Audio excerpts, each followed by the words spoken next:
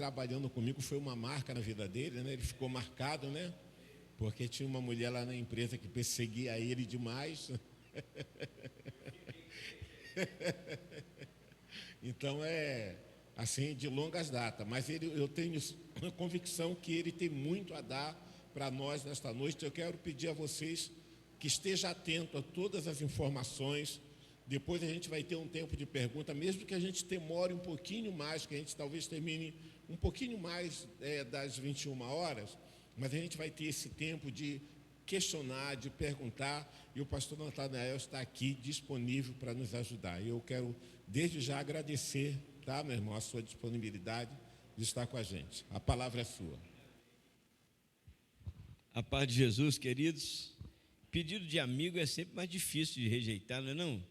A gente que anda com a gente, amigos, são sempre preciosos. O pastor Mafra é um amigo, um querido, e me sinto honrado de poder estar aqui com vocês. Meu nome é Natanael, eu sou casado com a Noeli, tenho 3 filhos e um neto, agora de 3 meses. Os meus 2 filhos, né, que estavam em casa ainda, que era o Lucas, que era o filho do meio, e a Camille, que era a filha mais nova, né, com 20 anos, se casaram sucessivamente em julho e agosto, cada um. Então, estamos só eu e a esposa em casa e está sendo legal, está sendo bom. A gente descobriu algumas coisas quando eles casaram, que a casa sempre foi nossa, nunca foi deles. Porque eles agora mandam vídeo arrumando a casa, lavando a louça. Diz, rapaz, aqui a gente tinha que mandar. Na casa deles tem que fazer. Eu gostei da ideia, eu achei bacana. A casa é deles, sempre foi nossa, só nossa. Eles viviam na casa. E a gente tem gratidão pelos nossos filhos, todos estão envolvidos na vida da igreja, são líderes. Como o pastor Mafra disse, eu sou pastor em Suruí. Suruí é uma cidade, na verdade, um distrito de Magé, bastante limitado na sua infraestrutura, né? Não temos água encanada, não temos, é só poço, só tem poço, todas as águas lá, todo mundo só tem poço, inclusive, e a infraestrutura da cidade não é muito favorável. Chegamos lá, tinha uma média de 260 pessoas, estou há 12 anos lá, né? Ô, meu amigo, rapaz, desse jeito é ruim, eu vou orar para tu não sair, mas vamos lá.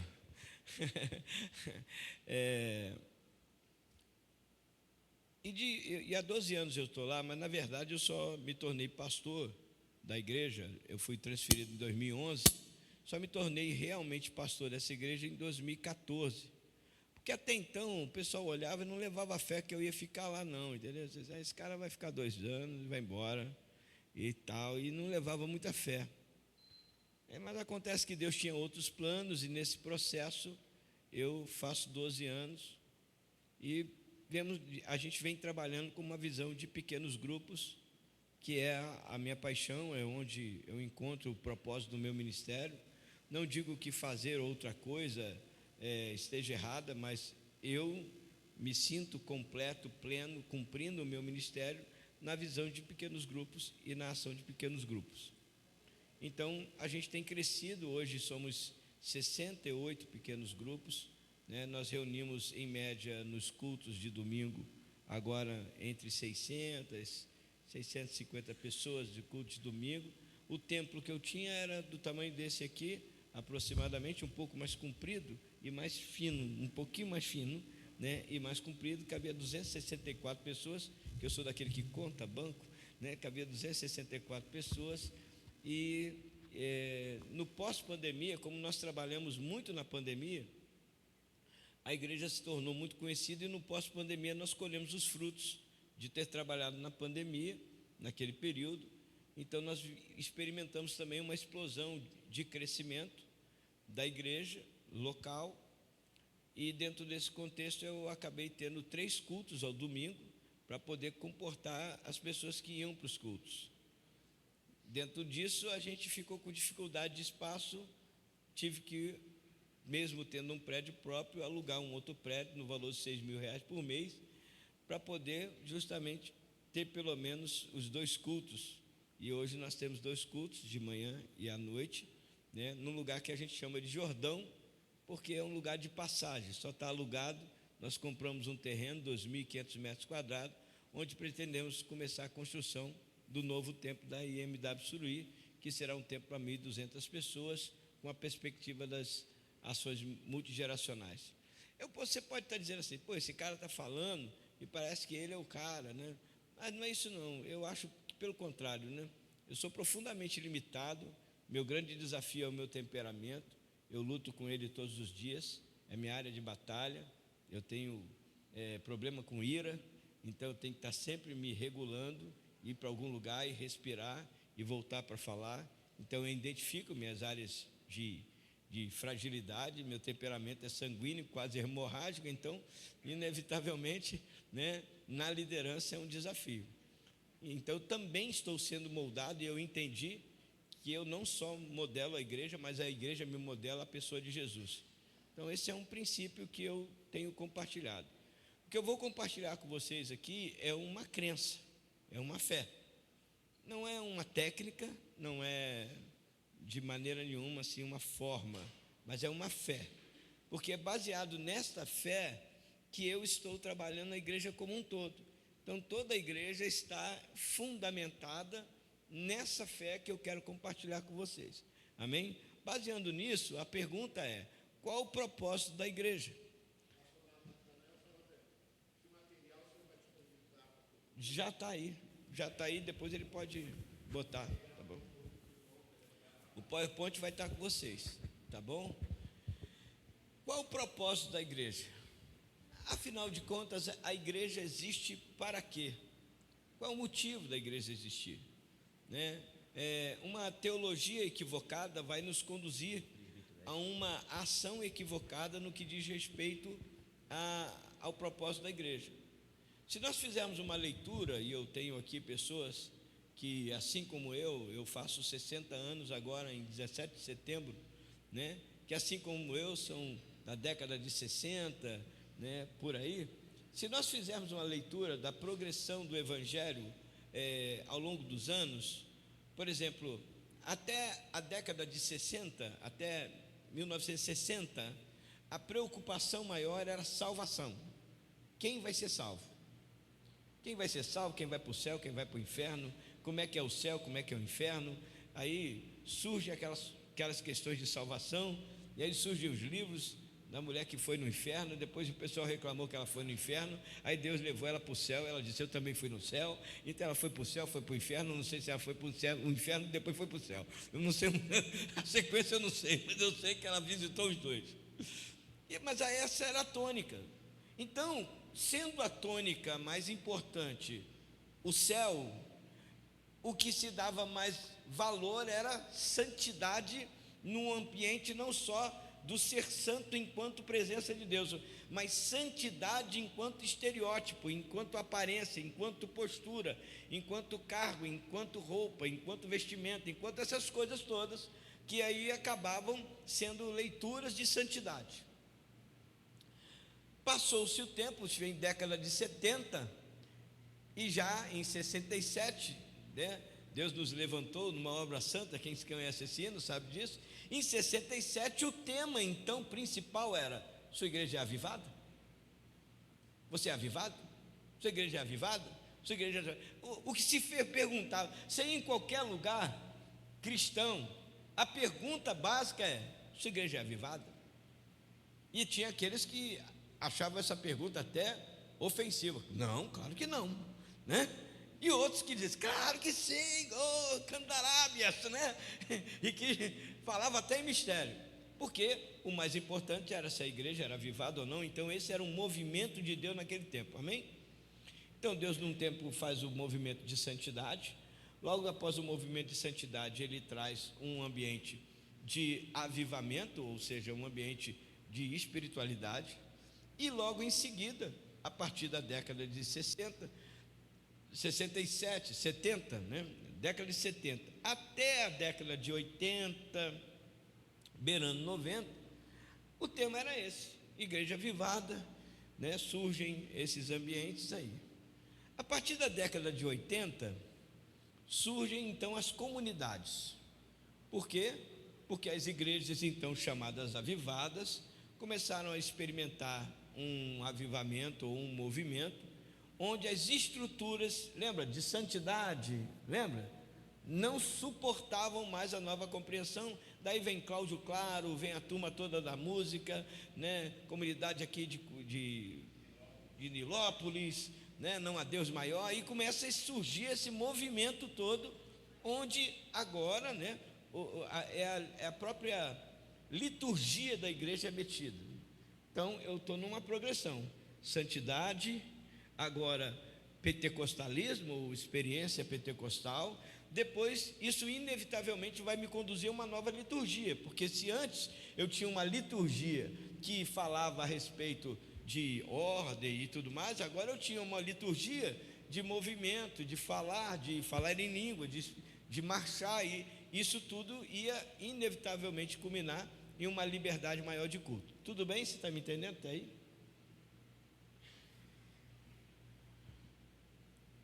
Quando chegamos a esse ambiente, eu estou falando de história da igreja, em 2000 surge um movimento. Na verdade, o movimento é anterior, mas no Brasil só chega a partir de 2000 com força, que é o movimento celular, da igreja em célula, o então chamado G12, que significa grupo de 12. O G12 nasce a partir da visão de um homem aqui nas Américas, na América Latina, chamado César Castellano, que pegou um avião, foi até a igreja de David Poyonchu, na Coreia, e viu lá uma igreja em pequenos grupos. E quando viu a igreja em pequenos grupos lá, ele trouxe a visão para então a Colômbia, que era o país de origem dele, e ali na Colômbia ele entendeu de que a forma para aplicar aquele modelo que ele viu, ou aquela estratégia que ele viu, seria um modelo baseado no princípio de 12, onde 12 ganhavam mais 12, que ganhavam mais 12, que ganhavam mais 12, e iam ganhando até crescer. Beleza? Bom, até aí, top, tranquilo. Chega um movimento para o Brasil, e chega no Brasil através da vida de alguns irmãos que são muito conhecidos na mídia: César Castellano não, Renê Terranova, Valnice Milhomes, né, que na verdade encabeçam esse grupo de irmãos e de líderes, né, com autoridade para poder falar alguma coisa. Como esse movimento começa a entrar demais no movimento de pequeno grupo, começa a vir com muita força, né, num ambiente de ganhar almas, de ganhar pessoas, de fazer discípulos, né, e as igrejas estavam muito habituadas a uma estrutura interiorizada, ou seja, uma estrutura para dentro. Fazia-se evangelismo, mas quem estava lá fora era chamado de ímpio ainda, né, e não de ovelha perdida. Por conta desse movimento, dessa maneira, o Silas Malafaia se levanta como voz do Brasil para dizer que não era de Deus, e queima a visão de pequeno grupo, queima a visão do G12. O Silas Malafaia queimou na saída, foi para debates de melodia, falou que não era bom, que aquele negócio de retiro, de não poder contar o que acontecia, não estava certo, era como é que ele dizia? Ocultismo. Falou um monte de besteira. O Silas, eu gosto muito do Silas, mas tem coisa que ele não deveria se meter. No caso da igreja celular, ele atrapalhou o avanço da igreja celular no Brasil. O Silas atrapalhou.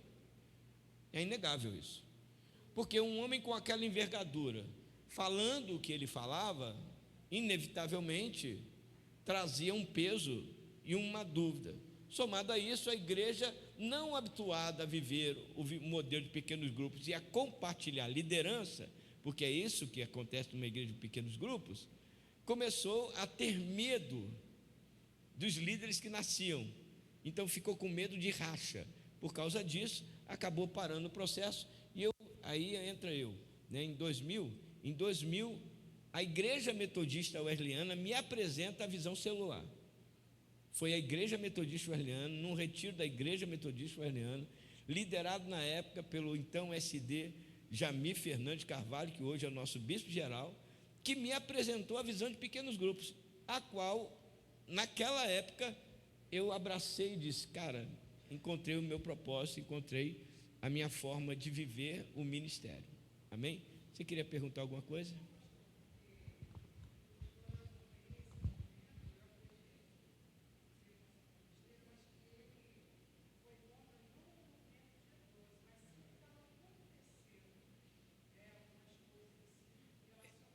Alguns exageros que surgiram, né? Principalmente no próprio retiro, né? Na própria Wesleyana, houve em Governador Valadares, houve um exagero como esse. Então era um todo, era um pacote, mas como não se soube fazer a distinção entre aquilo que era prejudicial e aquilo que era positivo, colocou tudo no lugar ruim. Então foi todo mundo para o mesmo pacote, e aquilo que poderia ter sido aproveitado acabou atrasando. Resultado, nós como Igreja Metodista Wesleyana nos atrasamos um pouco. Amém? Baseado ainda nisso, a nossa visão, e aí estou falando da denominação, tá, irmãos? A nossa visão em relação a missões ficou lá em 60 ainda. Então a gente ainda em algum momento faz missões como a década de 60. Com conselho missionário, levantando gente para poder ir para o campo, aquela mesma história. Não que isso não deva acontecer, mas o que aconteceu? Aconteceu o que você vai assistir nesse vídeo aí agora. Tem como apagar a luz toda aí, ô Jorginho? Arley.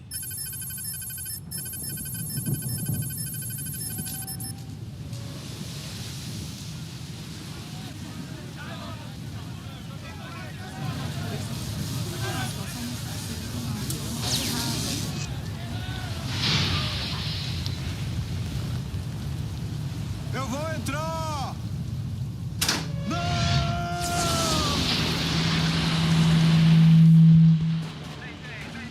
Mayday! 1254, aqui é o Rosa Mary. Ocorreu uma explosão a bordo. Temos um incêndio, estamos em perigo. Temos somente alguns minutos. Câmbio! Câmbio, Rosa Mary, aqui é a guarda costeira. Todos os navios da vizinhança dos 44 graus norte e 127 graus oeste entrem em contato e preparem-se para prestar ajuda imediata. Câmbio! Guarda costeira 1254, aqui é o Corpus Christi. Estamos nas mediações e no percurso em direção ao Rosa Mary. TSE de 7 minutos, câmbio. Entendido, Corpus Christi. Estamos aguardando. Câmbio. Fairbanks. Senhor, temos um navio nas imediações, é o Corpus Christi. A ponte de comando informou que eles têm 62 tripulantes com 24 botes salva-vidas para lançamento. Ótimo. Dê as coordenadas e as especificações do manifesto do Rosa Mary imediatamente. Quero um relatório sobre a situação do Corpus Christi em 5 minutos. Sim, senhor.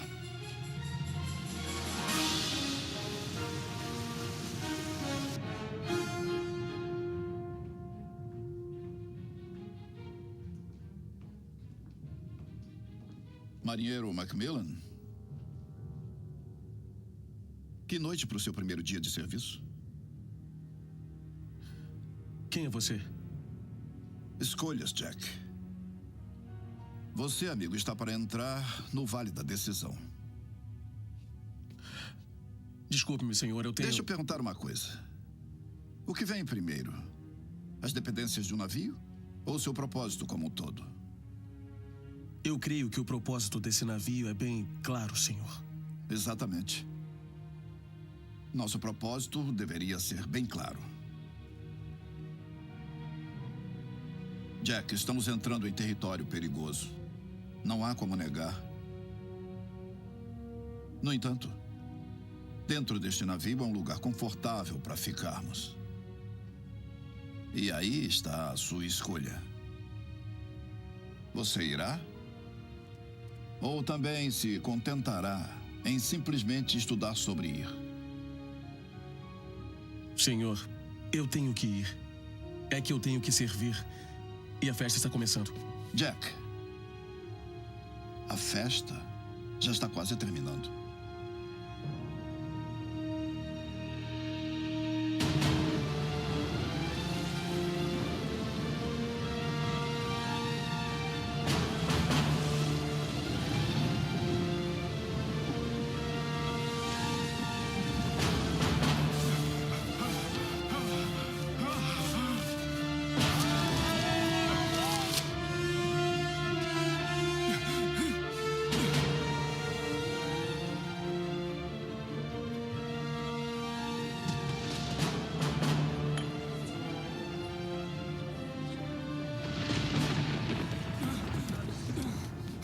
Atenção, todo mundo! Atenção! O capitão mandou que todos se apresentem imediatamente ao oficial Burlow no segundo andar do convés para uma missão de resgate urgente. O oficial Burlow preparou os botes salva-vidas. Vamos lançá-los. Me sigam todos!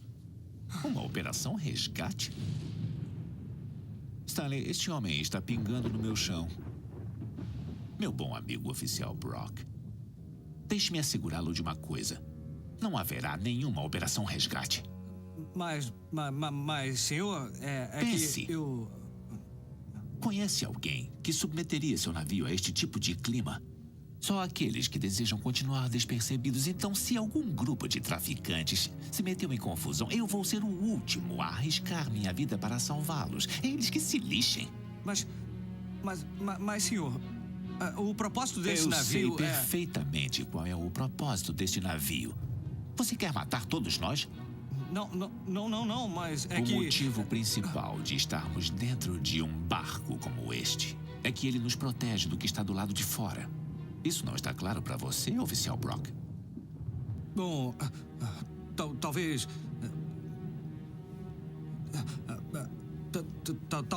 Talvez não esteja, senhor. Desculpe, senhor.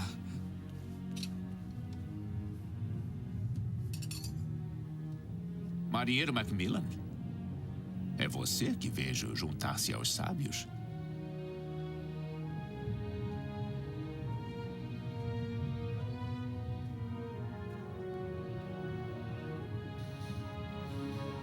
Aí vai alguém corajoso de verdade.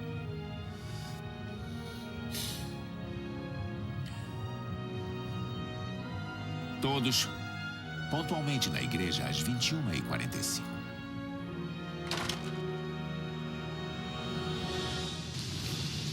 Ainda não estão aqui!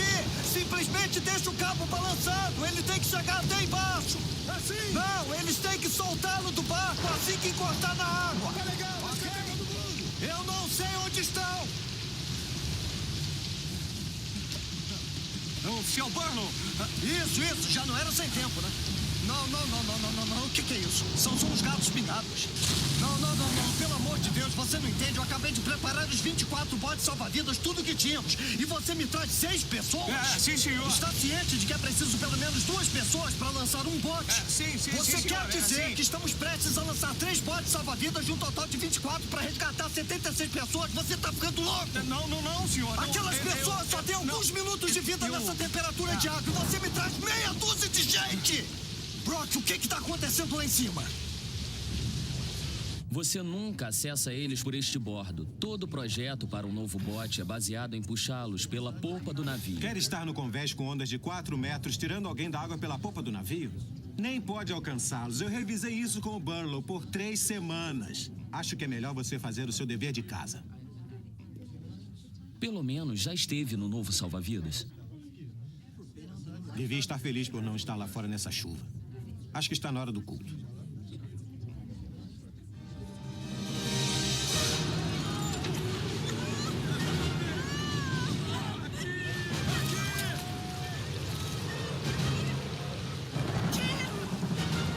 Cadê você? Onde você está?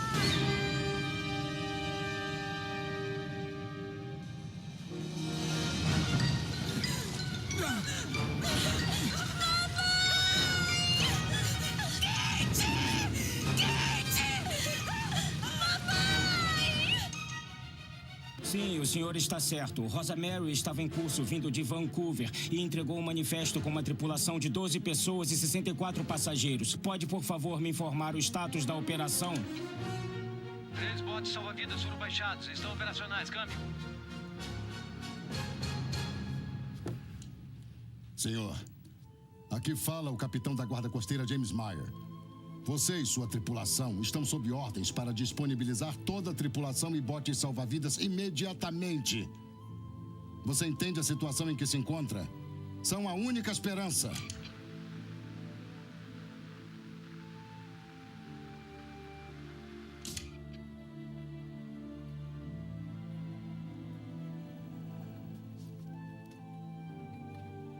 Eles têm o melhor navio que existe. 62 tripulantes, 24 salva-vidas e lançam somente 3.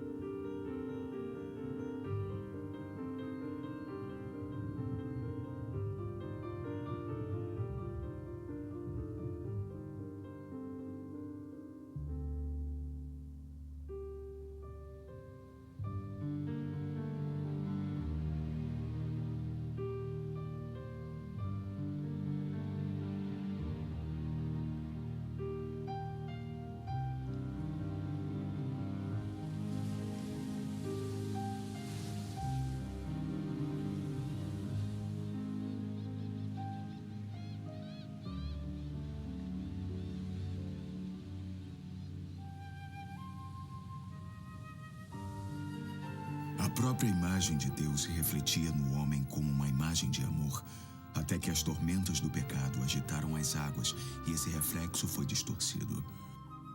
Porém, Deus não foi passado para trás. Ele investiu tudo o que tinha, por todos quantos já viveram.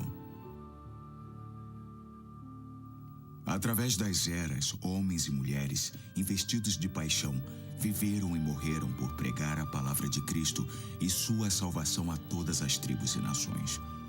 O amor de Deus na alma do homem é 100 vezes mais puro e nobre do que qualquer outro motivo que já o tenha impulsionado. Conhecer o amor de todos os amores é o segredo de todos os segredos. Meu amigo, eu estou aqui para dizer-lhe: a Igreja de Jesus Cristo não é um barco de prazeres, mas sim um bote salva-vidas para a salvação de almas. E precisamos de toda a ajuda a bordo.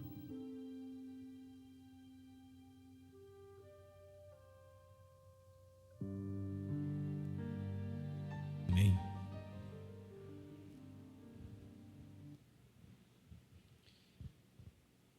A Igreja de Jesus não é um barco de prazeres, mas um bote salva-vidas para a salvação de almas. A questão é que todos nós concordamos com isso. Eu não tenho a menor dúvida de que todos nós concordamos com isso. Mas talvez nós não tenhamos noção do que devemos fazer, uma vez que nós sabemos isso. Ao longo do tempo, como eu disse a vocês, nós fomos nos habituando a criar estruturas de fé e de religião que cada vez mais se distanciaram verdadeiramente do propósito pelo qual a igreja existe, que é buscar e salvar o perdido. Criamos congressos, criamos eventos, criamos ambientes onde é muito confortável. Eu não estou dizendo que não devam existir, mas nós passamos a viver somente por isso. E aí é que está o problema. Não estou dizendo que não devam existir congressos, não estou dizendo que não devam existir ações que sejam benéficas para a igreja, encontros de casais, não estou dizendo isso. Mas em que momento o que nós temos planejado para o nosso desfrute tem cooperado com a nossa missão? Porque eu posso, claro, gerar um ambiente de desfrute que coopere com a nossa missão. E o problema é que a gente está sempre esperando que alguém traga alguém, e a gente nunca traz ninguém. Porque eu espero que você traga, mas eu não trago. Mas acontece que o compromisso não é só meu, não é só seu, o compromisso é de todos nós. Por isso que o princípio do pequeno grupo, eu amo ele, por quê? Porque pelo menos uma vez na semana eu sei que a minha igreja está envolvida em ganhar almas, só isso. Ela não está fazendo reunião somente para isso, para estar se edificando, comendo bem. Ela está envolvida em ganhar almas. Nós temos 2 cultos no meio da semana, não sei se aqui é essa realidade, né? Temos 2 cultos no meio da semana. Que bom, o culto é bom. Mas será que é necessário? Eu não estou falando que é ruim. Eu estou falando se é necessário. E se eu não estiver no culto, eu estou em quê? Onde? Na academia? É pecado? Claro que não. Inclusive, já é a 3ª segunda-feira que eu digo que vou começar. uma hora vai, Mafra. Não, nada disso. Mas preste atenção, talvez a gente está esquecendo de que a visão, né? A visão da igreja, ela é urgente. É urgente. Nós estamos vivendo um novo tempo, um tempo diferente, e a gente precisa saber dessa urgência. A homossexualidade já chegou na casa de muitos de vocês.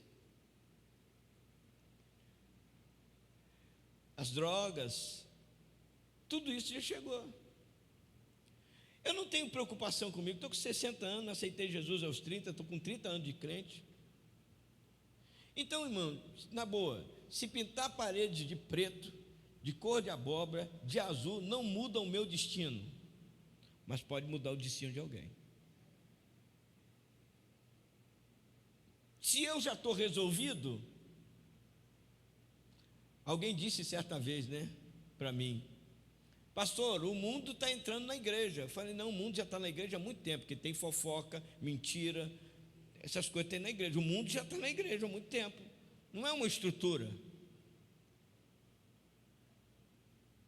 Então nós temos que tomar cuidado para que a nossa mentalidade de fé religiosa, e eu não estou falando de religião, estou falando de uma religiosidade que impede de que eu entenda a minha missão. Não estou falando nem que impede que eu vá,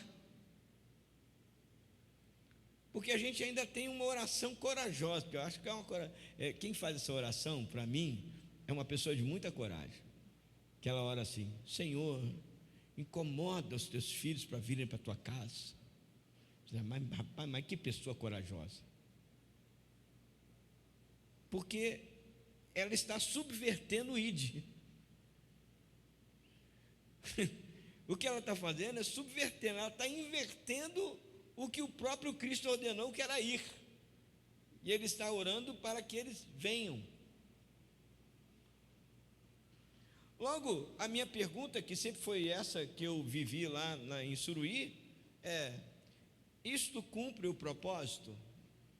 Se cumpre o propósito, vamos fazer. Se não cumpre o propósito, vamos abrir mão por alguma coisa que possa cumprir o propósito? Ah, mas a gente sempre fez assim. A vida muda, as famílias mudam, a casa muda. Inclusive, você nem tem aquele telefone tijolão, tem? Alguém aqui ainda tem telefone de discar em casa? Eu me lembro que meu avô vendeu um telefone e comprou 2 terrenos, com as ações da Telebrás, que valia muito tu ter um telefone em casa, tinha valor. Agora não tem valor nenhum, é peça de museu. Agora a comunicação perdeu valor? Não, a comunicação continua sendo importante, e ela está ampliada. Os meios de comunicação, agora você tem até o telefone dos 60 a mais, letras maiores, com SOS, com tudo ali, porque a comunicação ficou mais rápida. Então eu preciso entender de que a vida avançou, e por mais que sim, a igreja no passado, que você experimentou, que tinha aquele senso familiar, aquele grupo, essa igreja do passado, ela continua existindo em você, mas a igreja do presente precisa continuar existindo agora. E tentar reviver o passado é incoerente, porque por mais que eu desejasse ter 25 anos, eu não consigo voltar lá. Eu ainda continuo surfando um pouquinho e não ando mais de skate porque meus ossos não aguentam. Mas eu só descobri que não podia mais andar de skate aos 54. Fui na pista lá de Cabo Frio, e aí a minha tíbia começou a doer. Eu disse: não dá mais para andar de skate, vou para a água.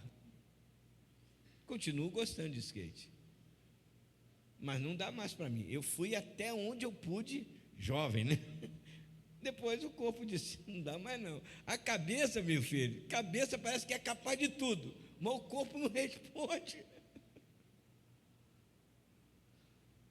Então, a minha intenção aqui realmente não é produzir um sentimento de acusação, mas um sentimento de missão. Vocês estão entendendo?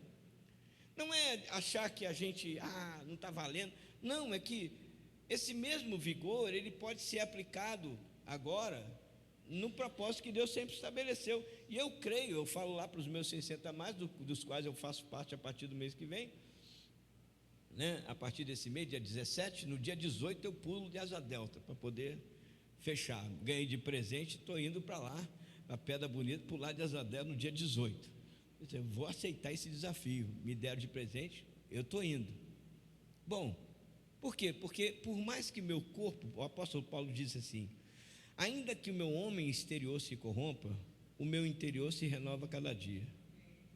Se eu posso ser assim, renovado a cada dia, no meu espírito, né, por essas coisas que eu gosto, que são de aventuras, o evangelho precisa se renovar na minha vida. Eu tenho uma irmã Maria, que tem mais de 60, ela me chama de si menino, né, e ela tem mais de 68 anos, por aí, e ela hoje é uma líder de célula, líder de GECEL, né, cuida dos idosos lá, dos 60 a mais, faz a roda de conversa, faz as atividades todas. Essa semana mesmo esteve conversando comigo, fazendo planejamento de multiplicação, porque a Bíblia tem uma promessa para nós que temos mais de 60. Até na velhice darão frutos, então eu vou continuar dar frutos, vem? Agora, por outro lado, tem o jovem, porque qual é a demanda do jovem? Que talvez não percebe a urgência. Ele está tão preocupado em saber do que ele vai viver, que ele não sabe o que fazer com a vida. E o resultado é de que há muita ação, pouca produção, porque não há foco, não há objetivo. Se a gente pensar dentro dessa maneira, né, a gente vai ver que nós condicionamos algumas coisas que o Jesus, assim, desmistificou. Diz assim, olha, vocês não dizem, é o que você diz, qual é o seu argumento para não cumprir o ID? Qual é o seu argumento? Qual é a base com a qual você diz assim, não, eu não vou convidar, porque eu não tenho esse dom evangelístico, eu não tenho, sabe, eu não sei falar. Aí eu pergunto, você sabe abraçar? Sabe mandar um bolo? Sabe fazer um café? Inclusive, se você fizer café, meu filho, eu sou um convertido na sua casa, que eu amo café, gosto muito de café, porque é aquilo que você sabe fazer. Amém? Pense aqui comigo. A Bíblia estabelece 5 ministérios para a edificação da igreja. Efésios capítulo 4, verso de número 11. Ele mesmo deu uns para apóstolos, profetas, evangelistas, pastores e mestres, com vista ao aperfeiçoamento do santo para o desempenho da obra do ministério. Amém? Aí está dizendo que, né, a função apostólica, profética, evangelística, pastoral e de mestre é para aperfeiçoamento dos santos, para que os santos aperfeiçoados possam fazer a obra. E aí a gente começou a chamar de obra de Deus coisas que a gente faz na igreja e não coisas que a gente faz como igreja. A gente começou a chamar a obra de Deus coisas que a gente faz na igreja. Então, o que você está fazendo? Tem, com respeito aos diáconos, pela misericórdia eu sou diácono da casa do Senhor. Eu falei, que bom, e a sua diaconia estende-se para fora dela? Né? O seu presbiterato, a sua liderança, a sua influência, né, se estende para fora desse ambiente, ou ele só tem poder nesse ambiente? Você é a igreja ou você está na igreja? Então a ideia minha aqui com vocês é a gente trabalhar assim, qual o argumento? Vocês dizem que há 4 meses haverá colheita. Eu lhe digo, abram os olhos, vejam os campos, eles estão maduros para a colheita. Concorda comigo que pode haver um erro entre aquilo que a gente está vendo e a visão de Deus para nós? Concorda? Eu posso colocar muitas coisas como condicionais, mas Deus tem uma outra visão, porque a questão não é se você é capaz, mas é o quanto você está disponível. O problema não é de capacidade, o problema é de disponibilidade. Entenda isso. A razão pela qual uma igreja não cresce, não multiplica, não desempenha a sua função, seja na cidade local ou como igreja, não é um problema de capacidade, é um problema de disponibilidade. Haja vista a dificuldade que é marcar um ensaio. Sim ou não? Deus está falando, ui. Né? Não é, meu irmão? Então qual é o problema? O problema é de disponibilidade. Se o problema é de disponibilidade, o argumento de quem não está disponível, eu não tenho. E quem não tem tempo significa que isso não é prioridade. Para tudo que é prioridade, você arruma tempo. Então, o que você está dizendo? Em outras palavras, isso não é importante para mim. Simples assim. Se eu não dou importância, aquilo se tornará uma opção. Se eu puder, eu vou. Se der, eu vou. Quando der, eu vou. Melhor, quando eu quiser, eu vou. Porque o dia que eu quiser, até com chuva eu vou. Então, o maior problema da igreja, que eu trabalho com a minha igreja, não é o quanto a pessoa é capaz, mas o quanto ela está disponível. E a partir daquilo que ela está disponível, eu crio então os ambientes para que ela possa então ser útil naquilo que é disponível. Se eu pego a minha agenda e encho a minha agenda de eventos e de cultos, quando ela vai estar disponível? Porque, peraí, né, irmão? Tem hora que os crentes não têm nem vida, né?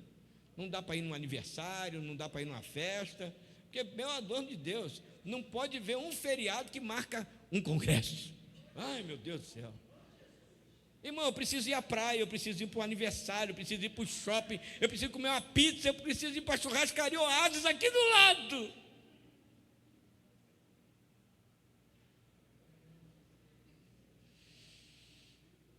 Aí está todo mundo assim. Isso é vida de hamster, gente.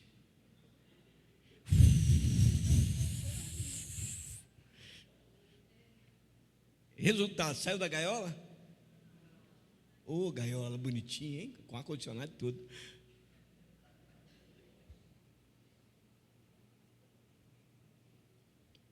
Por favor, eu só quero fazer você pensar. Não estou dizendo que tudo que você está fazendo é errado. Mas a gente tem que pensar, porque chega uma hora que a gente vai fazendo no automático. A gente vai fazendo no automático. E a gente no automático, a gente não tem percepção, às vezes nem desfruta. Às vezes canta no automático, vem no automático, vem para o culto no automático. O que o cara pregou? Rapaz, não lembro. Mas o pessoal gostou, que eu vi uns amém. Né? Melhor, tem diácono que vem para o culto, mas não assiste o culto, nunca. Nunca. Está na porta, está no banheiro, está na escada conversando, mas no culto não. Isso é um desvio de função. Isso é um equívoco de propósito. E eu tenho todo o benefício do título e do cargo, mas eu não tenho resultado. Como igreja, nós precisamos ter um resultado na cidade. Amém, irmãos? Como igreja, precisamos ter um resultado na cidade. Como resultado da cidade, eu não quero me comparar com nenhum outro, mas há uma obra que Deus deu para a Igreja Metodista Wesleyana de Coelho da Rocha fazer. Que ele não deu para a Assembleia, que ele não deu para a Metodista, que ele não deu para a comunidade, deu para a gente. Será que a gente já descobriu qual é essa obra? Porque até então, era o caso da minha igreja, ela só sabia que tinha que fazer culto. E tinha culto que nem eu queria ir. E eu era o pastor dela. Tem que ir hoje, não vai ter jeito. Porque marcaram o culto. Aí Zé sou eu, pastor Mafa não é assim não, pastor Mafa é.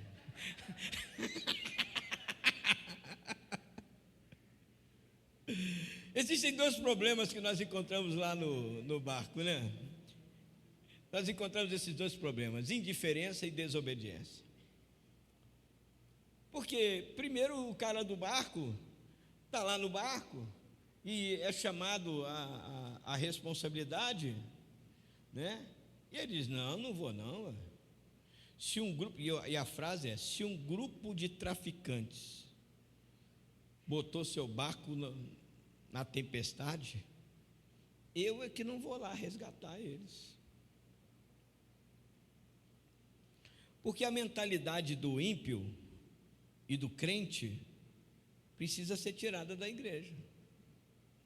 A Bíblia diz que, tendo Jesus olhado pelas multidões, teve compaixão dela. Por quê?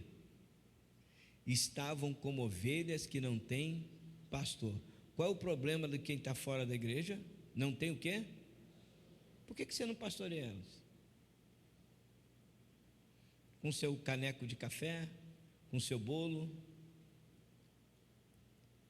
com seu abraço, com seu balanço, com seu sorriso.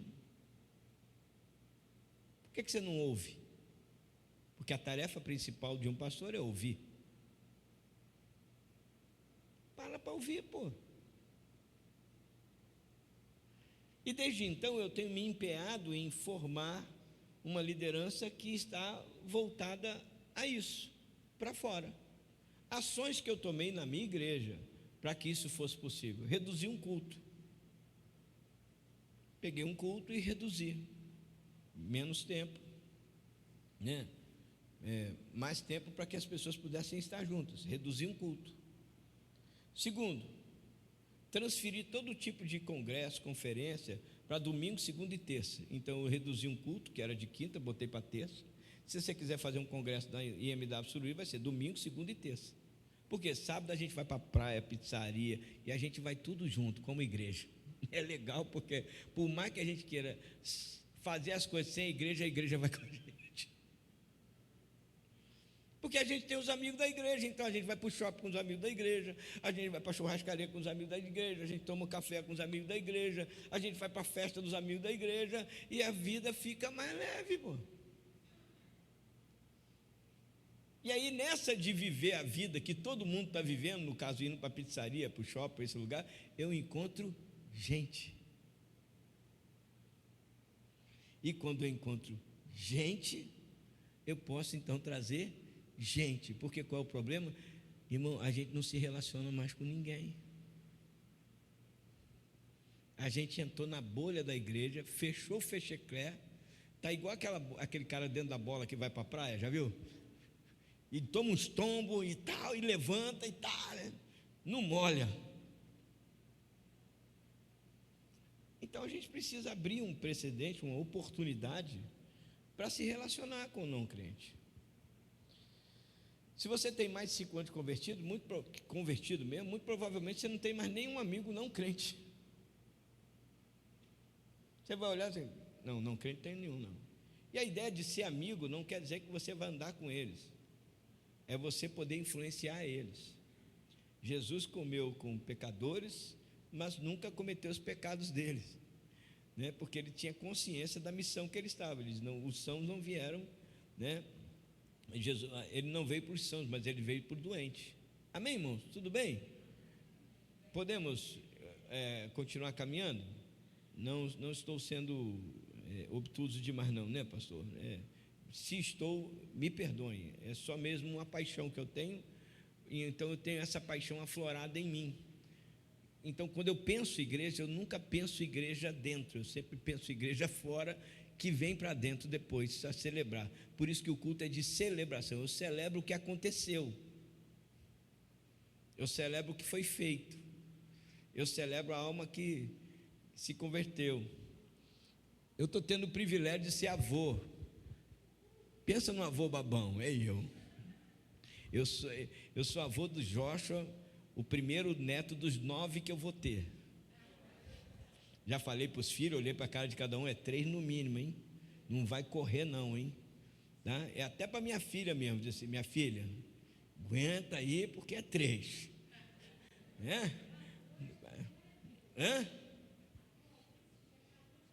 É porque a garotada parece que não está gostando. Está com algumas dificuldades a garotada. Muito celular, né, irmã? Muito celular. Esquece de fazer o dever de casa. Vai que tudo cansado. Já está sendo um milagre conseguir um, né? Entendi. Enquanto tem coroa aí com 70 anos, irmão, que a velhinha está correndo dele. Mas deixa para lá, deixa a gente fala em outro tempo. Mas falta, às vezes, essa percepção de que o legado. Outro dia na minha igreja, a irmã estava falando assim: minha filha só vai casar depois que se formar, porque eu não quero que a minha filha dependa de homem. A minha esposa, que é crente, olhou para ela e disse assim: você é crente? Porque isso é doutrina do mundo, isso é ensino de demônio, isso não tem base bíblica.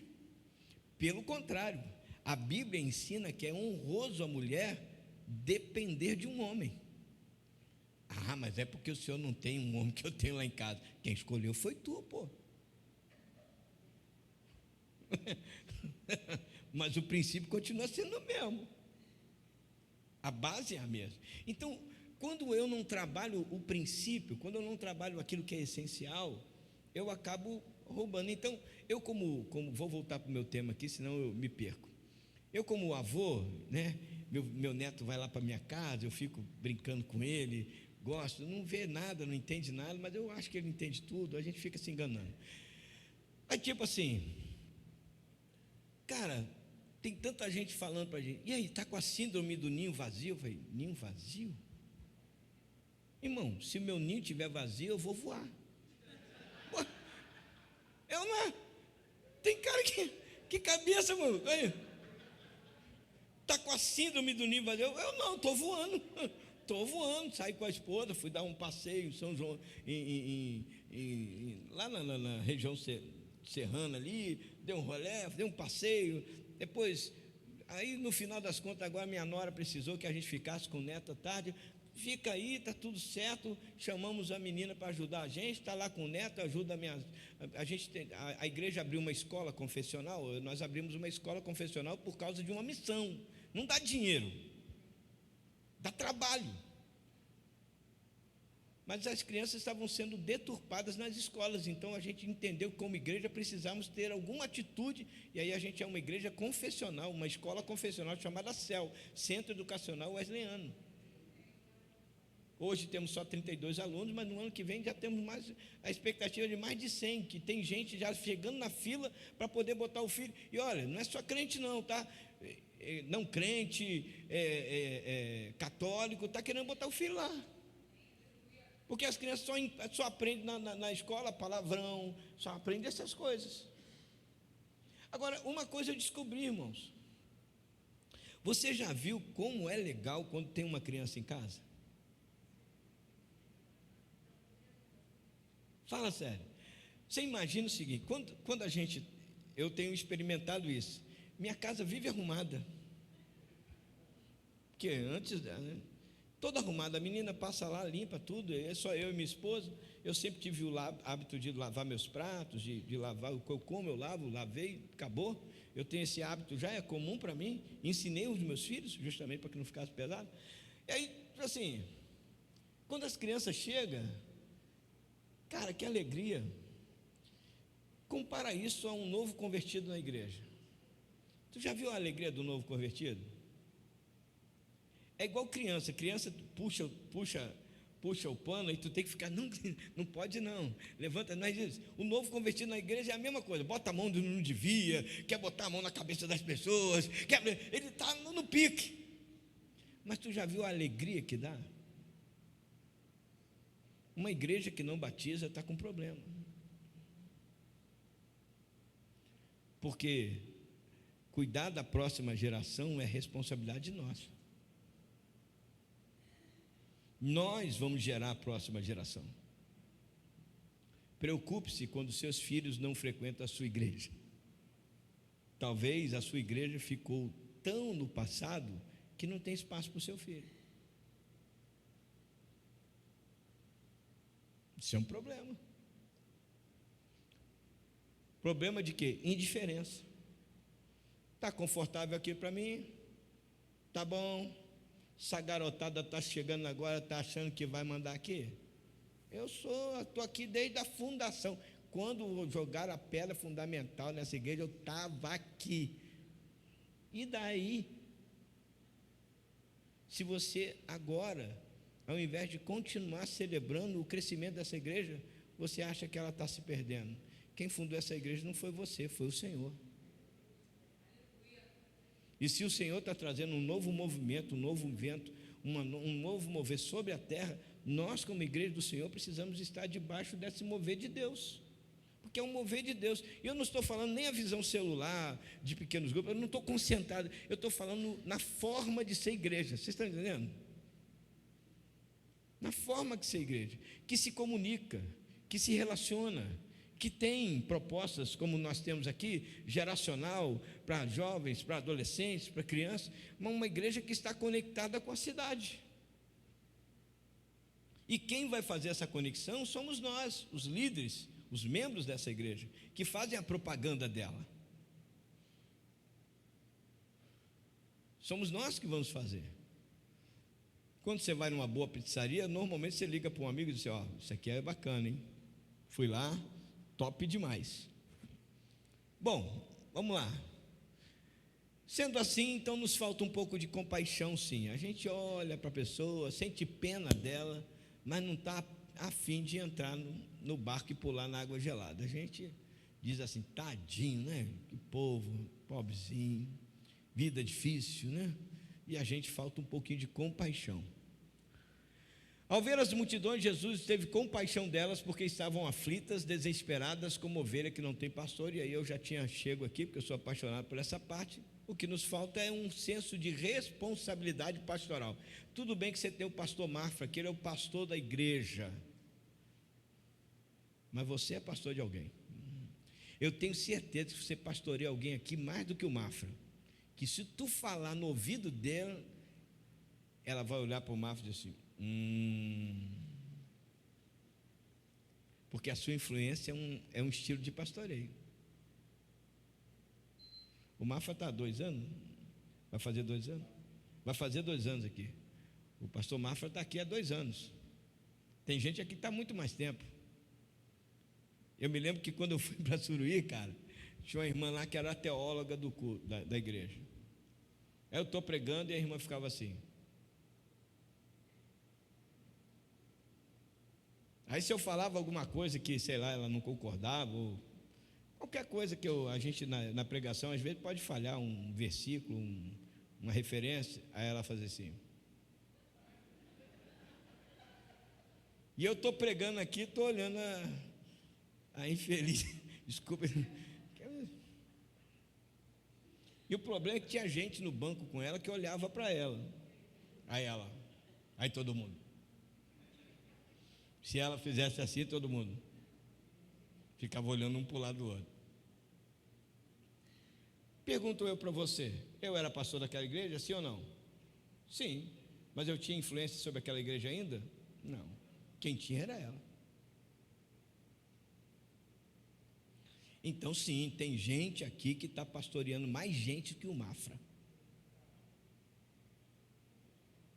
E aí a pergunta é: tu está levando eles para onde? Para onde o pastor está levando ou para o outro lado?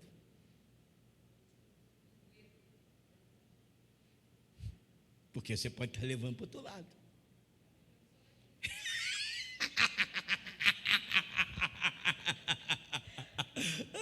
Tu pode estar levando para o outro lado.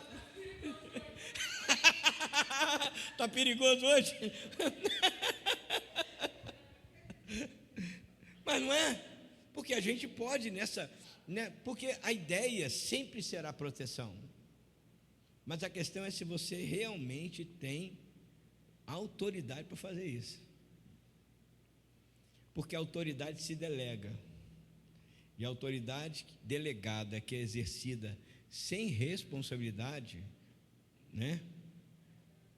Ela acaba atraindo um braço de ferro, porque diz que toda autoridade foi estabelecida por Deus e não tem autoridade que não tenha sido estabelecida por Deus, e todo aquele que se opõe à autoridade se opõe à ordenação de Deus. Não é à toa que a autoridade traz consigo a mão a espada, porque para aquele que erra, ela é vingador, mas para aquele que faz o certo, ela é benfeitor.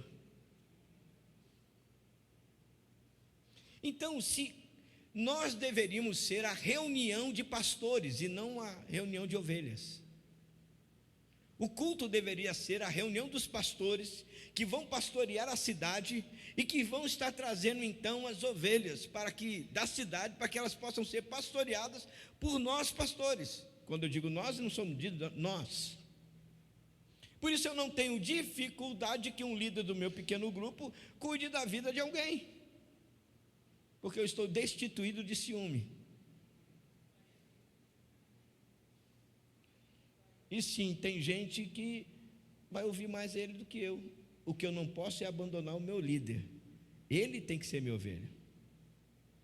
Então, se você é minha ovelha e é minha líder, eu cuido de você. E se ela é uma ovelha gerada por você, você cuida dela, eu cuido de você.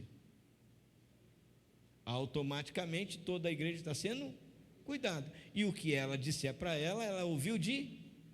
O próprio Jesus falou assim: eu não falo nada de mim mesmo, mas tudo que ouvi meu Pai falar, Você repete aquilo que você tem ouvido? De direção, de orientação? O próprio Jesus não arriscou falar de si mesmo, então acho que não é boa não. A obediência então se torna parte necessária na vida cristã. Não é uma obediência a um cargo ou a uma posição, é a obediência a uma visão. Se essa igreja decidir qual é a visão e para onde está indo, estar em obediência a essa visão é um compromisso de todos, não é de alguns. Amém? Já estou indo para o final.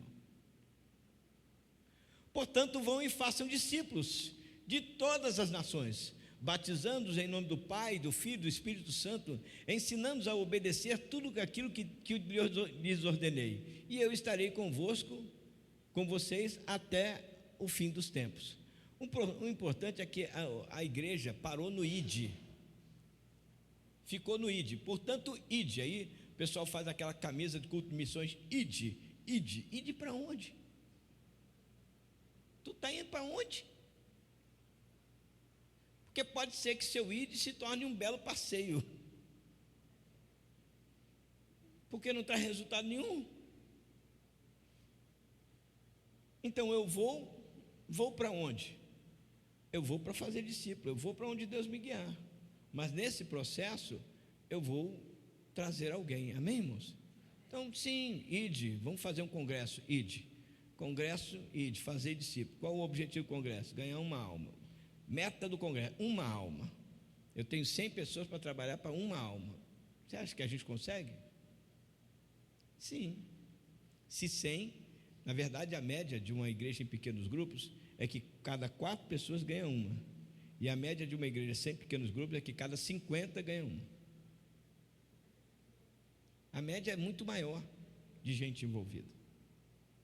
Porque o trabalho é feito por eventos, não é por relacionamento. Não tem nada de errado com ele, mas como o trabalho é um evento que acontece, né, um esse mês, outro só mês que vem, é diferente de eu me encontrar com você toda semana. Então eu tenho mais capacidade, mais probabilidade de alcançar pessoas encontrando com elas todas as semanas do que convidando elas para vir num evento da igreja. Tudo bem? É só isso, não tem assim, isso aqui não funciona. Né? Assim como um evangelismo de rua. Você já fez evangelismo de rua, irmão? Já viu? Então, ultimamente está uma vergonha, né? Porque o pessoal vai para o evangelismo de rua, é assim mesmo.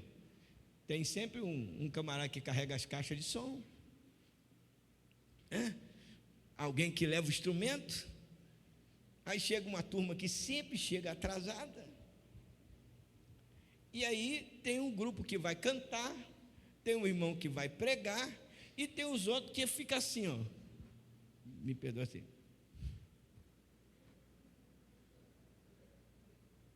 Aleluia. Na boa, irmão. Se eu fosse do mundo, eu não entrava nessa parada, não.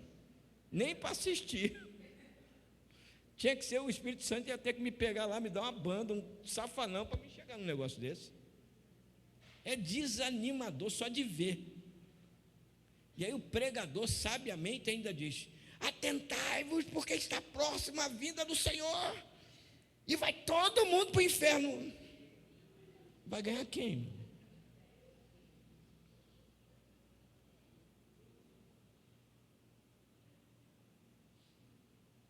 Se o próprio Jesus veio não para que o mundo fosse condenado por ele, mas para que o mundo fosse salvo por ele.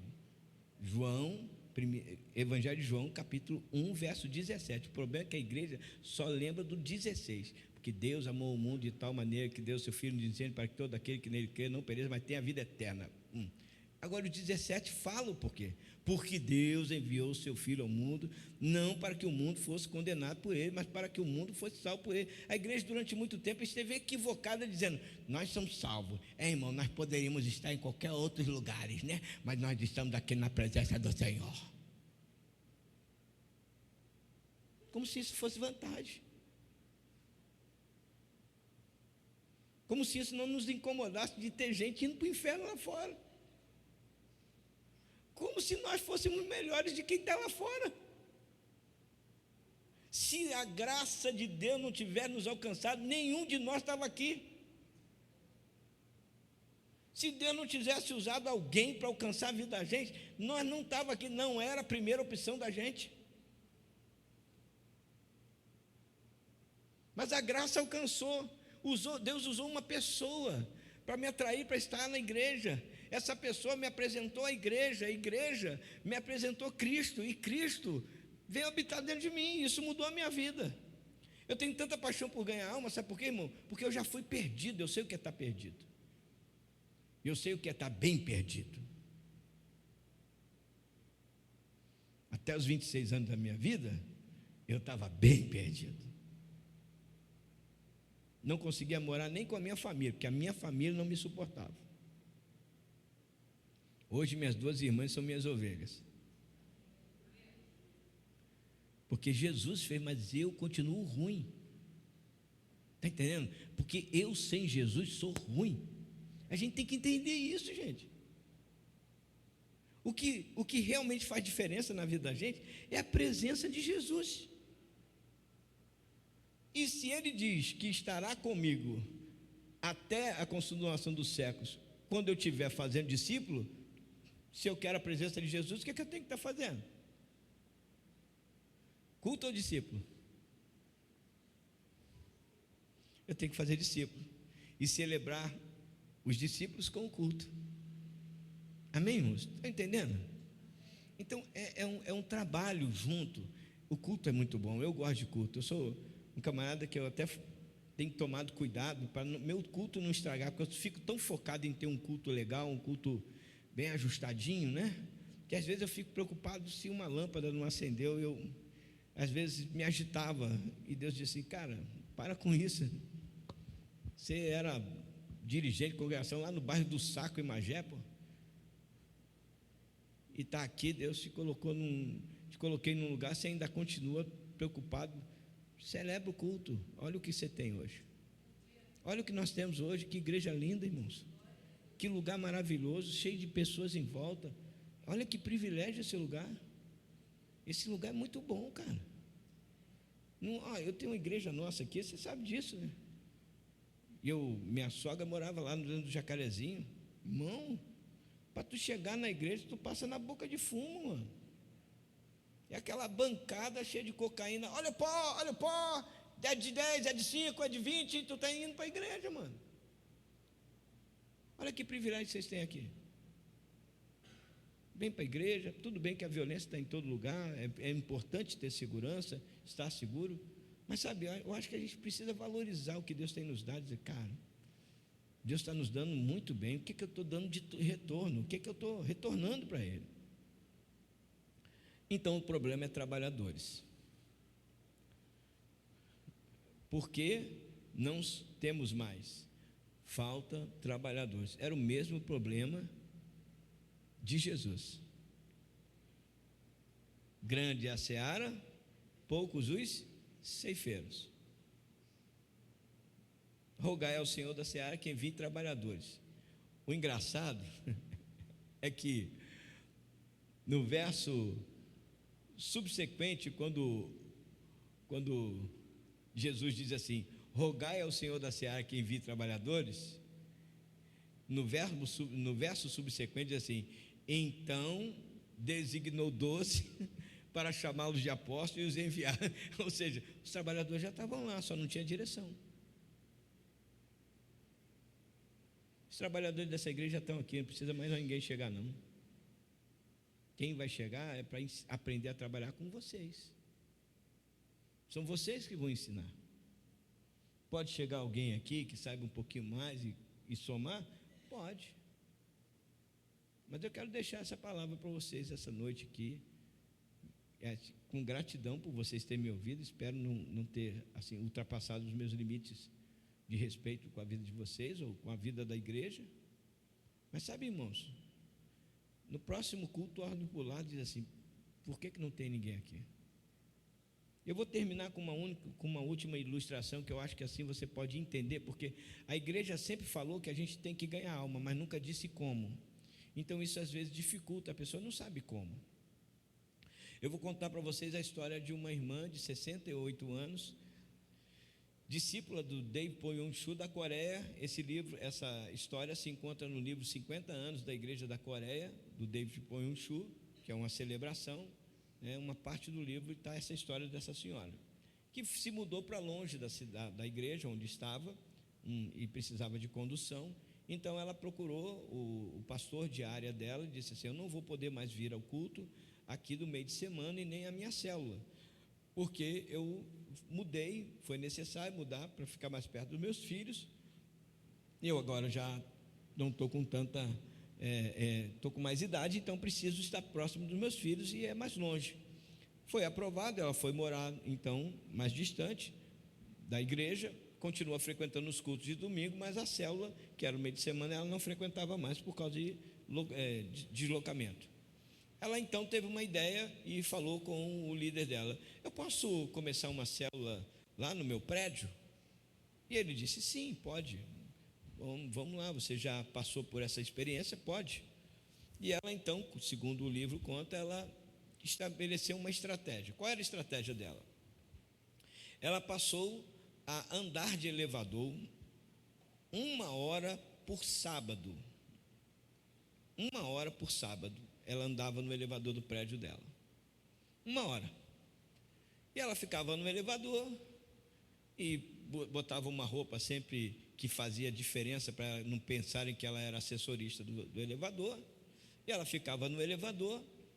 Então ela andava? Não, ela ficava em pé no elevador.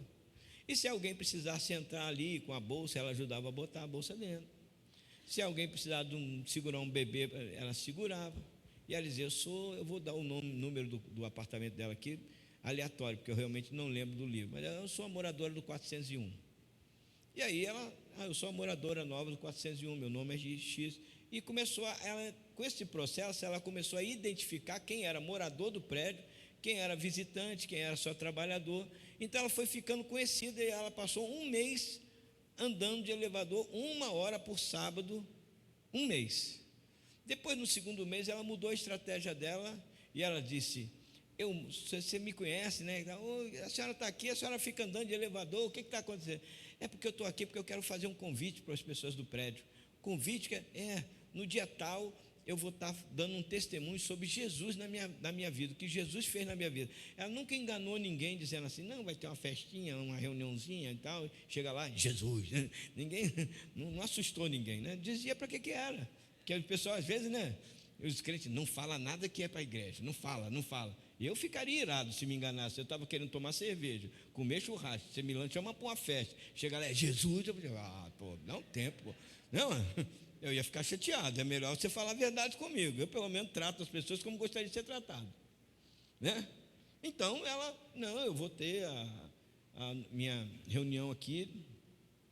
E aí, resultado, depois de um mês andando novamente, então aí vai 2 meses, ela marcou a data no 3º mês para que as pessoas do prédio dela pudessem estar no apartamento dela, e por mais cheio que tivesse, ela recebeu todos ali e contou o testemunho de como ela se converteu. Nesse dia, algumas pessoas aceitaram Jesus e ela começou uma célula, então, no apartamento dela, ali naquele dia. Uma senhora de 68 anos começou no apartamento dela, então, a pregar Jesus ali com as pessoas do prédio dela. E aí, resultado é que ela formou novas líderes, se multiplicou e ela chegou a ser supervisora de 50 células. Por quê? Porque ela dedicou 1 hora por sábado para uma missão. Ela continua assistida pelas filhas, provavelmente com seus afazeres semanais, mas na vida dela tinha um compromisso com a missão, que era a célula e o encontro com as pessoas. Então, se você simplesmente separar a sua semana de forma simples para fazer isso, até mesmo pelo WhatsApp, né? Você consegue fazer. Amém? Então, a minha oração hoje é que você saia daqui inspirado, que a visão de que nós não estamos num barco de prazeres, mas nós somos um bote salva-vidas e há uma multidão gritando por socorro. Irmãos, se a gente andar na rua com a plaquinha e dizer assim, quer oração, você vai ver que muita gente vai parar para receber a oração de você. As pessoas estão clamando por alguém que seja usado por Deus e ousado com Deus para poder abençoar a vida delas. Então, minha oração essa noite para vocês, como igreja, para a minha igreja, é que a gente aprenda a cada dia a poder cumprir o propósito que Deus nos deu como igreja. E aí, irmão, 2 cultos, 3 cultos, fica muito fácil, porque as pessoas estão envolvidas em ganhar, e não é só o pastor que está preocupado em criar algo para poder continuar nutrindo algumas ovelhas. Deus abençoe sua vida, minha gratidão por vocês. Nós temos pouco tempo agora, mas se você quiser fazer alguma pergunta, estou aberto. Pode ser qualquer tema, não precisa ser necessariamente do que nós falamos. Pois não?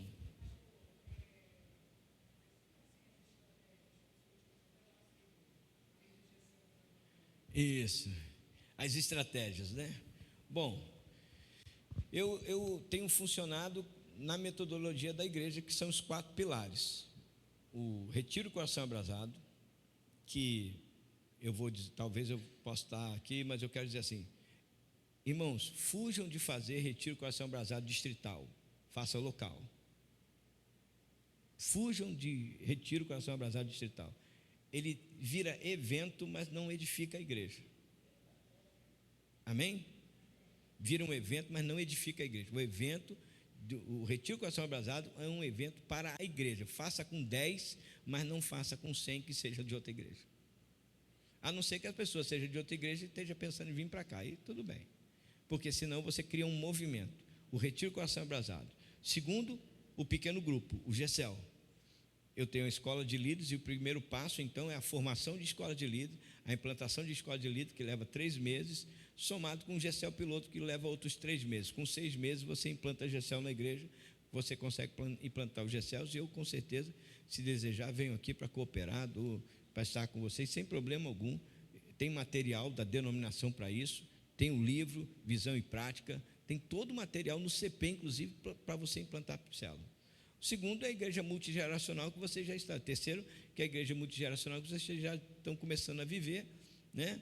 E a quarta, né, e última, são os ministérios, né, que é a realidade dos ministérios. Homens, mulheres, né, ministério de casais, né, ministério ação social, os ministérios vão estar funcionando. Nos ministérios de mulheres, só para você ter uma ideia de estratégia, por exemplo, no Ministério de Mulheres nós fundamos 4 braços do Ministério de Mulheres. A minha esposa é líder lá, então nós temos o braço das grávidas, o braço das noivas que vão casar, que são instruções a respeito de higiene pessoal, compra de material, orientações na hora da festa, de algumas coisas. Uma pessoa sobre sexo vai falar também sobre a estrutura, né, feminina, né? Isso também é feito com os meninos, né? É feito com os meninos. Então, nós temos o braço das noivas, o braço das viúvas divorciadas, né? Também temos esse braço, que normalmente é um braço de apoio emocional, de cooperação. Algumas vezes também entra mães que os filhos casaram e ficaram sozinhas, né? Então também entra essas pessoas aqui, né? Então tem esses 3 braços de mulheres que funcionam e funcionam muito bem. Nos jovens, por exemplo, eu estou vendo uns jovens aqui, nós temos uma vez por mês um trabalho chamado De Volta para Casa, que como a IMW Suruí é uma igreja que fica na beira da BR, né, Rio Magé, né, Teresópolis Magé, aquela região ali, então as pessoas normalmente saltam do ônibus ali e tem que andar para dentro do bairro cerca de 500 metros, 1 quilômetro, 2 quilômetros. Então os jovens vão com os carros para lá, para a Bota, né, ficam ali e a gente chama de volta para casa. Então a gente bota um bolo, um suco, a pessoa desce do ônibus e a gente oferece para ela uma carona para a casa dela, e nisso a igreja ficou popular.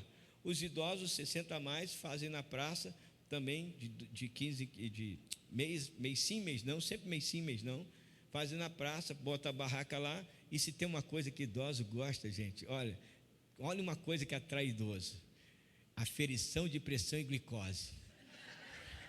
Eles chegam a vir assim, ai, glicose.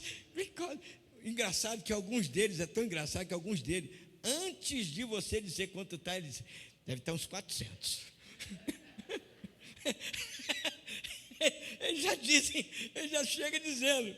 Então, assim, não tem área da igreja que não se mova, de certa forma, para prestar um serviço à comunidade, e nesse serviço ela prega o evangelho. Então eu não faço ar livre, não faço nada disso. Agora, por exemplo, dia 27 de setembro é dia de São Cosme Damião, no dia 29 eu estou dando doce. E vou sair na rua dando doce. Jesus está dando doce. Tem um cara fantasiado de Jesus, uma música atrás, e todo mundo pulando, os meus adolescentes vestidos de palhaço, de boneca, todo mundo pulando e dizendo, Jesus está dando doce, e a molecada vem, e eu prego Jesus, pô. Fala aí.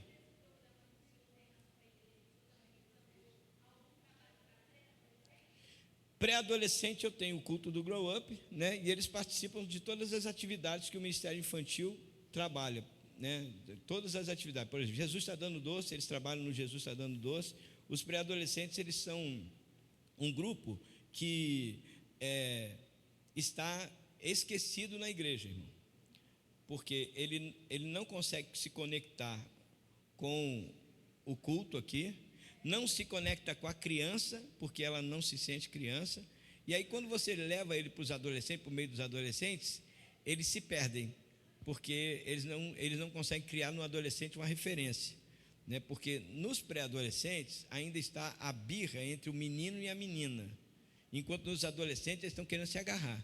Então, assim, é um negócio que um passa de uma coisa para outra, você tem que ficar ligado neles, né? Tem que ficar ligado neles. Então, o pré-adolescente, você precisa desenvolver trabalhos com meninos e com meninas. Então, você frutifica mais fazendo assim. E aí, fazendo trabalhos ar livre com eles dois, com os dois. Mas sempre, se você separar os pré-adolescentes, meninos e meninas, vocês vão ver que eles vão crescer mais, porque os pré-adolescentes meninos ficam tentando parecer bom para as meninas, aí pagam mico. Aí as meninas ficam bobo, né? E aí a coisa não anda. As meninas, as mulheres são muito melhores, né, do que os homens, com certeza, em todos os níveis. Eu só não queria ter nascido uma, mas tudo bem. Estou feliz de ser homem. É verdade? Pois não, meu irmão. Belfor Roxo.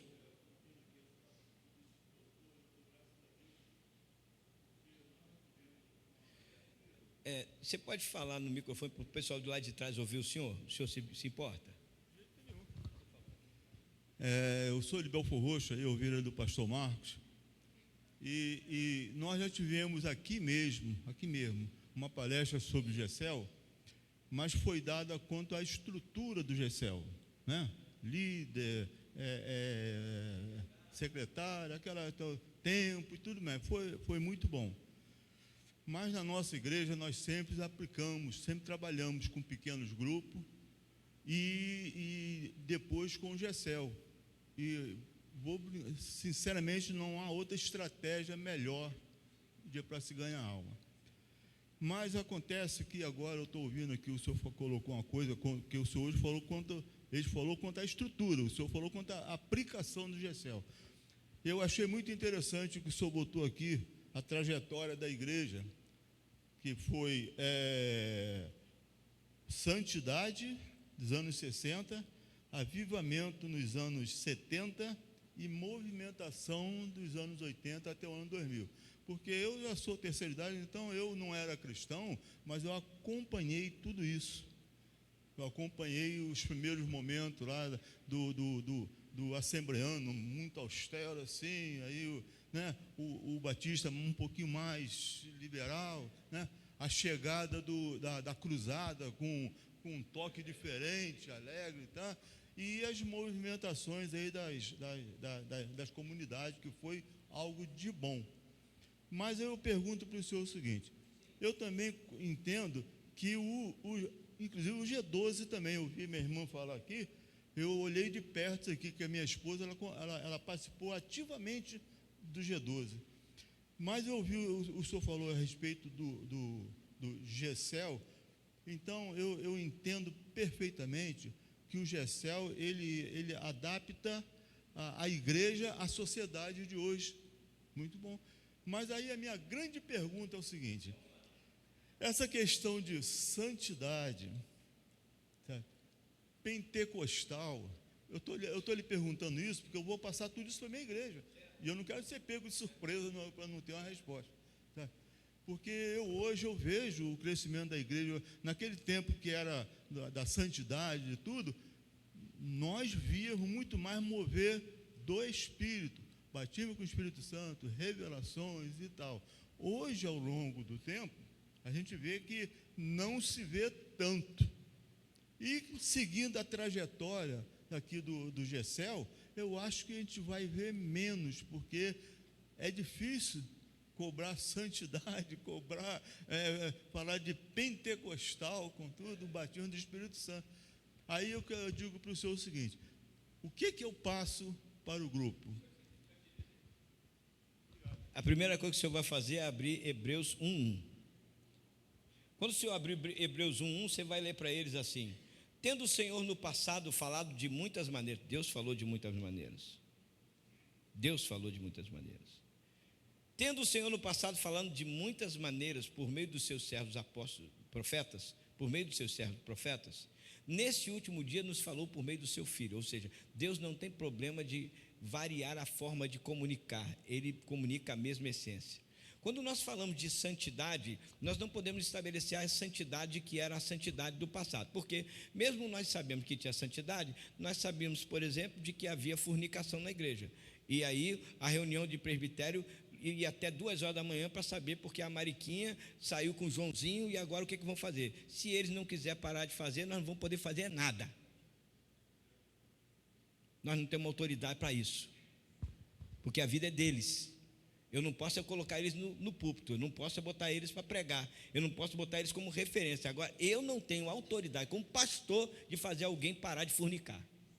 Então, eu não posso considerar santidade na igreja a partir de uma ação, vamos dizer assim, de uma escolha de um indivíduo. Então, eu preciso criar o quê? Um padrão de santidade. É isso que Deus estabeleceu. Deus não impôs santidade, Ele estabeleceu um padrão. Sede santos porque eu sou santo. Ele estabeleceu um padrão. Ele diz como deve fazer. Então, eu preciso tomar cuidado para que a minha santidade não esteja sendo cobrada somente por um grupo da igreja. Porque pode ser que o filho do presbítero, o filho do pastor, dê uma vacilada e a gente faz o quê? Fica quieto? Porque é o que acontecia. O que eu estou dizendo é que essa santidade antiga, ela não era santidade. Ela era talvez uma falta de conhecimento dos pecados da igreja, porque era mais oculto. As pessoas falavam menos, mulheres eram abusadas por seu marido, mulheres apanhavam de seus presbíteros, mulheres sofriam na igreja. E a igreja santa? Santa nada. Não é santa. Porque santidade é determinada pela presença de Deus e não pela presença de dogmas ou de regras. A presença de Deus. Então, o que eu preciso cultivar na igreja enquanto santidade? Eu preciso cultivar a presença de Deus. O que é que atrai presença de Deus? Coração quebrantado. O avivamento virá sobre isso. Se o meu povo que se chama pelo meu nome se humilhar, se orar e se arrepender dos seus maus caminhos, amém? O que isso aqui quer dizer? Tem que confessar pecado, amigão. Está com 60 anos, 70 anos, não, agora não peco mais, peca e peca. É só o jovem que peca, que nada. A gente que é mais velho, às vezes peca muito com a língua, né? Fala demais em casa, fala demais na igreja, fala demais na família, fala demais.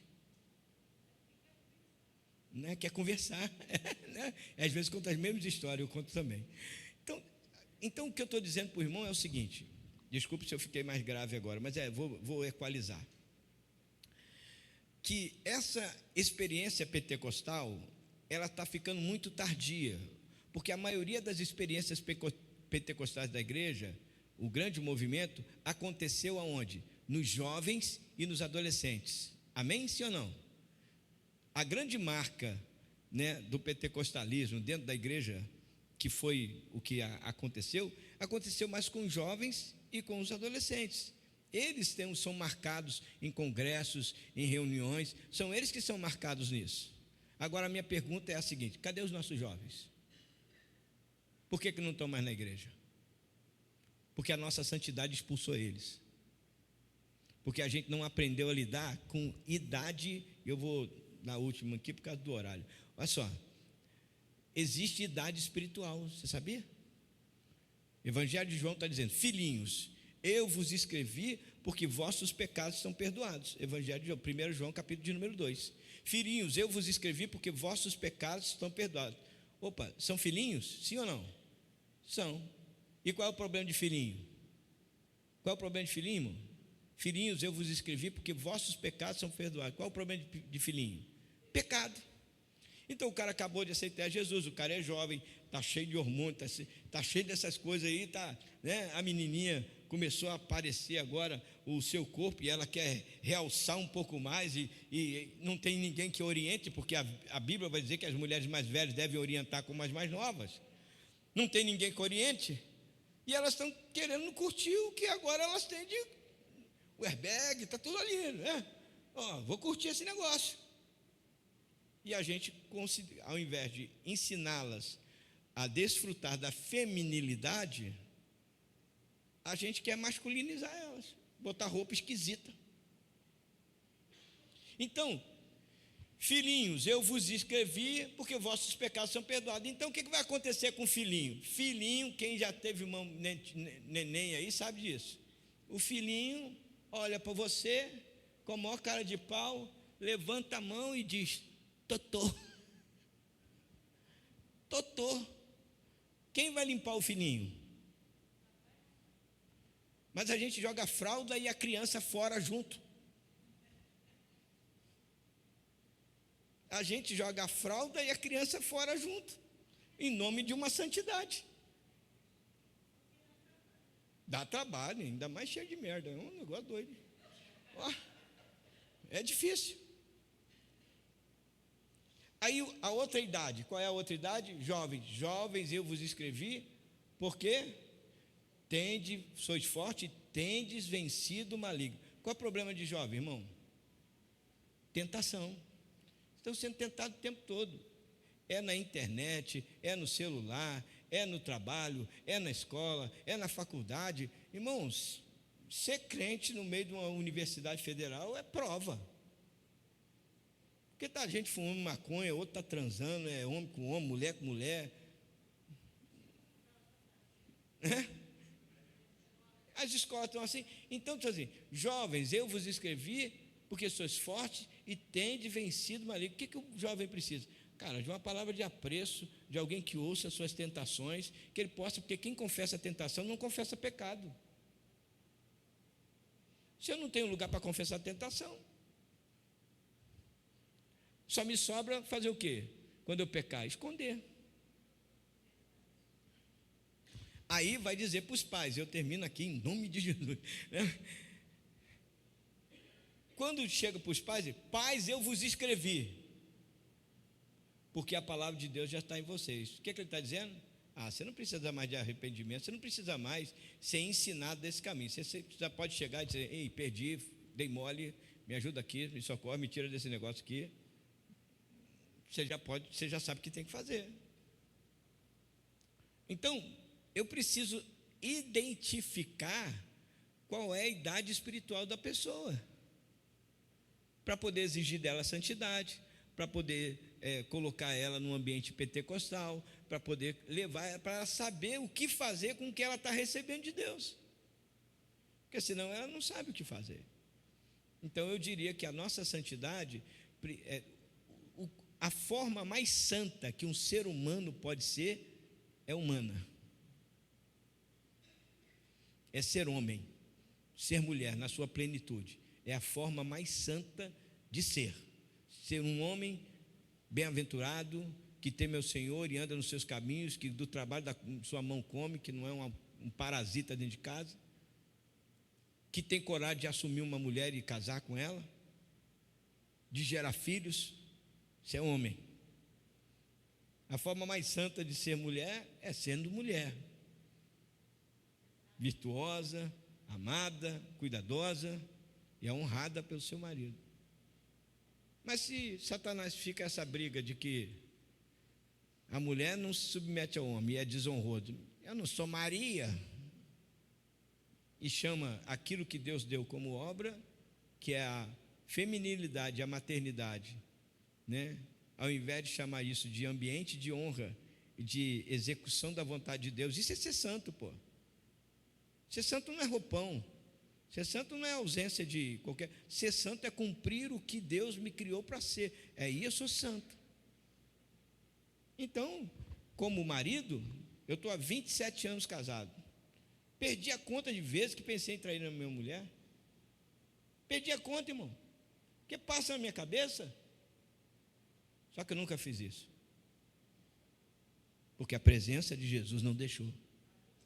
Porque o Evangelho não deixou. Então eu tenho que entender de que eu, para ser santo, só com Deus, eu não consigo ser santo sem Deus. Santidade sem Deus é religião. E aí não vai dar certo. Amém? Deus abençoe. Desculpa, eu falo muito. Perdão, pastor. Graça e paz, queridos. Obrigado aí. Deus abençoe.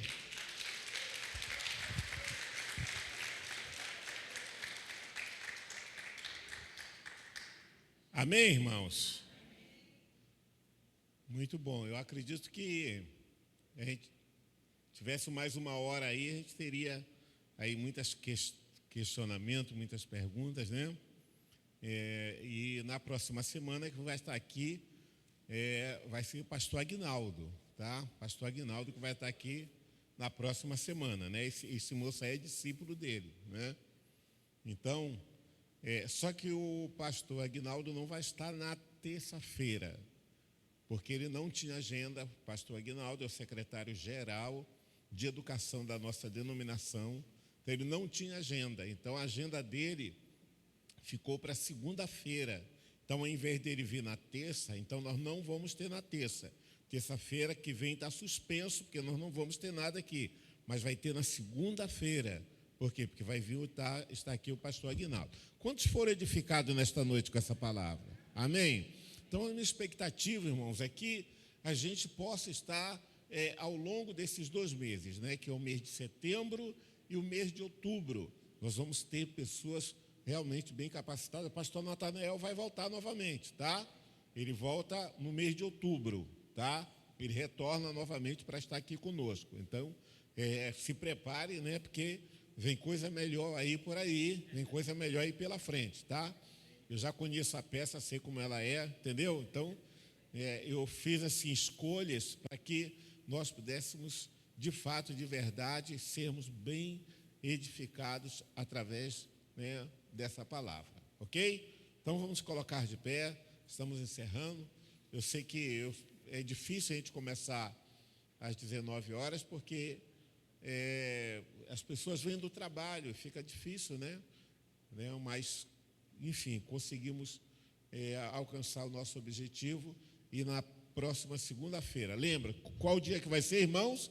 Segunda-feira. Então, olha, coloque isso na sua agenda para você não perder. Nós tivemos aqui o pastor Renato, que já deu um segmento. Agora, pastor Natanael.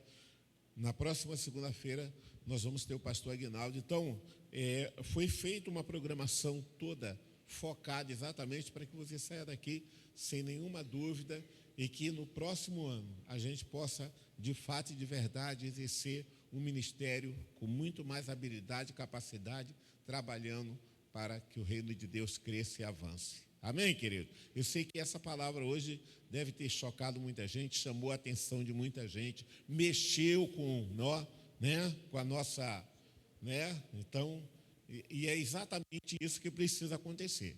É com essa finalidade que nós estamos aqui, para poder mudar, né, esse status, porque a igreja precisa mudar, a igreja precisa sair daquela zona de conforto, de ficar ali dentro do barco, ali, né, na proteção, enquanto as pessoas estão morrendo lá fora. E a gente não está fazendo nada. Mas uma coisa que a gente sabe fazer com muita facilidade é apontar dedo, é criticar, é buscar culpado. E chegou a hora da gente mudar esse estilo de vida e sair, irmãos, dessa situação. Chegou a hora da gente se atirar naquela água, porque os botes estão lá e as vidas estão precisando ser salvas. Amém, irmãos? Senhor, muito obrigado, Senhor, por esse tempo, por tudo que o Senhor está fazendo aqui no nosso meio. Certamente o Senhor está edificando o teu povo.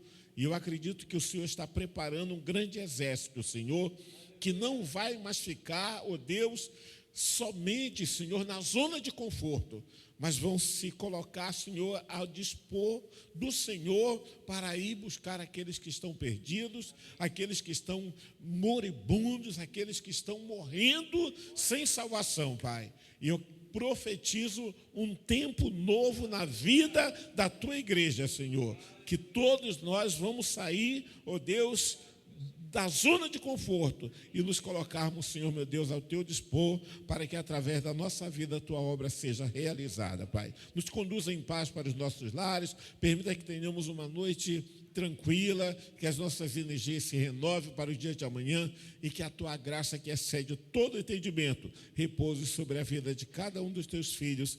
É a nossa oração, Pai, grato, em nome de Jesus. Amém, meu irmão? Então, cumprimente com a paz do Senhor. E está encerrado em nome de Jesus.